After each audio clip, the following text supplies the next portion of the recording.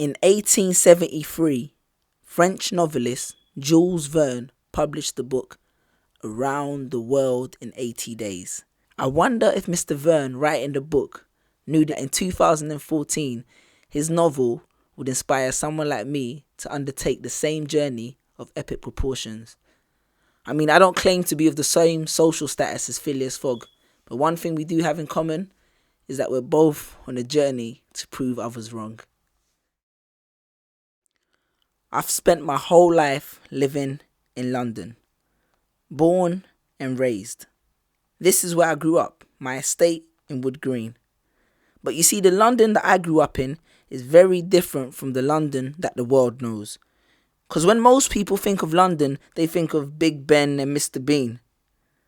But I can safely say that that London is not my London. 104 Pall Mall. This is the building where Phileas Fogg originally accepted the bet to travel around the world in 80 days. So I thought it was only right that I pay my dues before I undertake on this journey in his footsteps. Looks like I'm not getting in, right? Now, believe it or not, this place is actually called the Reform Club, a members club which was set up in 1836, whose membership was originally restricted to politicians who supported the Reform Act of 1832. Now, I'm not here to give you guys a history lesson, but the Reform Act of 1832 was initially implemented as one of the steps to promoting a fair and balanced democracy within the country. Something which I feel is not really happening. I mean, look at it. It's essentially just a private members club sitting in the centre of the city. How much reform do you really think is going on in there?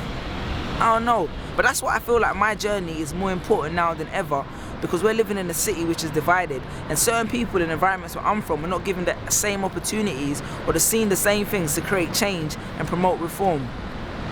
And with that said, I think we should get this journey on the road. Taxi! So the people that I've come to meet today in London are a couple of guys who I think really embody the kind of reform that I'm referring to. They're making a computer which anyone, anywhere can build. And hopefully I'm going to try and convince them to let me take one with me on my journey.